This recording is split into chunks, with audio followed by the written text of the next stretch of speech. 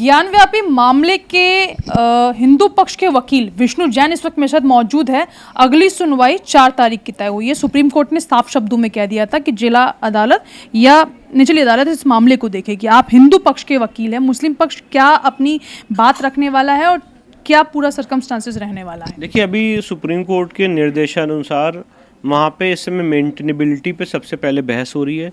चाहे उसको आप मेंटेनेबिलिटी कहें, चाहे प्लेसेस ऑफ वर्शिप एक्ट कहें, चाहे उसको आप पोषणीयता कहें, उस पर सबसे पहले बहस हो रही है। मुस्लिम पक्ष अपनी बहस कर रहा है क्योंकि उनका ये कहना है कि ये केस फाइल या चलने जाने योग्य ही नहीं है, तो उस पर वो अपनी बहस करें। 2 दिन की उन्होंने बहस की है। अगली तारीख इसकी 4 जुलाई को है और जब वो अपनी बहस कंप्लीट कर लेंगे तो कोर्ट के सामने हम अपना पॉइंट बाय पॉइंट स्टेटमेंट रखेंगे। एक अयोध्या का भी केस हम लोगों ने देखा, एक लंबी उसके पीछे लड़ाई लड़ी गई। काशी की तो बात ही की जाती है, जहाँ कंकड़ है वहाँ शंकर है, इस तरीके की बातें भी की जाती है। खैर, ये धार्मिक तौर की बात है, लेकिन जो शिवलिंग की प्रतिमा वहाँ पर नज़र आ रही है, निशान जो है नज़र आ रहे हैं, वीडियोस में जो देखा गया, आप खुद वहाँ पर मौजूद थे, आप ही सबसे पहले कोर्ट भागे कि सुरक्षा दी जाए पूरे एरिया को, तो जनता या लोग उसको किस तरीके से देखें?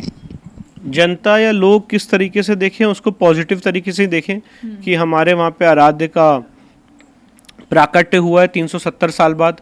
नंदी के ठीक सामने 83 फीट की दूरी पे वहाँ पे इस समय शिवलिंग मौजूद है और लोगों के आशीर्वाद से, उनकी मनोकामना से आज वो शिवलिंग सील हो चुका है। वहाँ पे वज़ू नहीं हो रहा है, नहीं किया जा रहा है। सुप्रीम कोर्ट ने भी उस इंटरिम ऑर्डर पे मोहर लगाई है और लोअर कोर्ट के ऑर्डर को अपने ऑर्डर में सबस्यूम किया है। तो मुझे ऐसा लगता है आगे आने वाले समय में ये जो हम लीगल लड़ाई लड़ रहे हैं, इस पे हमें लोगों का आशीर्वाद भी मिलेगा, जन समर्थन भी मिलेगा, मिल रहा है, मिलता रहेगा और ईश्वर का आशीर्वाद तो उसमें है ही है। देखिए विष्णु जी, कहा जाता है प्रत्यक्ष को प्रमाण की जरूरत नहीं है और जिस तरीके से अभी आप कह रहे हैं कि 4 तारीख को अगली हियरिंग भी है, फिर सुप्रीम कोर्ट ने भी कहा है कि बाद में वो जो है इस मुद्दे पे अपनी राय आगे रखेगा। एक थोड़ा सा कोर्ट का प्रोसीजर थोड़ा सा समझा दीजिए, यहाँ पे क्या क्या रहने वाला है और किसका पॉइंट सबसे ज़्यादा स्ट्रॉन्ग यहाँ नजर आ रहा है? देखिए, सबसे ज़्यादा स्ट्रॉन्ग तो मैं यही कहूँगा एक हिंदू पक्ष के वकील होने के नाते कि हमारा ही है। उसका कारण ये है कि जो धार्मिक स्वरूप है उस जगह का तय होना है और धार्मिक स्वरूप उस जगह का हिंदू मंदिर का है।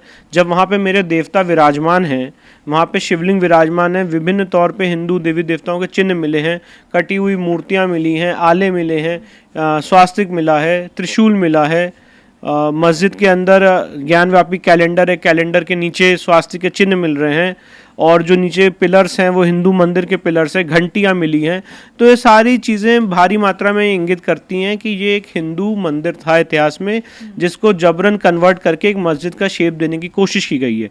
और इसीलिए अब जो मुस्लिम पक्ष इस केस में मेरिट्स पे बहस ही नहीं कर रहा है, उनका कहना ये है कि इस बारे में बात ही नहीं की जाए क्योंकि ये प्लेसेस ऑफ वर्शिप एक्ट से बार्ड है। मैं तो मुस्लिम समाज के लोगों से पूछना चाहता हूँ कि अगर उनका केस मेरिट्स पे स्ट्रांग है तो वो मेंटेनेबिलिटी को छोड़ के केस के मेरिट्स पे बहस करें। अगर उनको लगता है ये फव्वारा है और शिवलिंग नहीं है तो जो वजू खाने के नीचे की दीवार है उसको खोला जाए और देखा जाए कि ये जो फव्वारा वो जो कह रहे हैं वो कैसे चलता है, इसका पावर कहाँ से आता है, इसका वाटर मैनेजमेंट सिस्टम कहाँ से है, कब बनाया गया था फव्वारा। पर जब ये सारी बातें हम रेस करते हैं तो कहते हैं कि नहीं, ये case places of worship act से बार्ड है।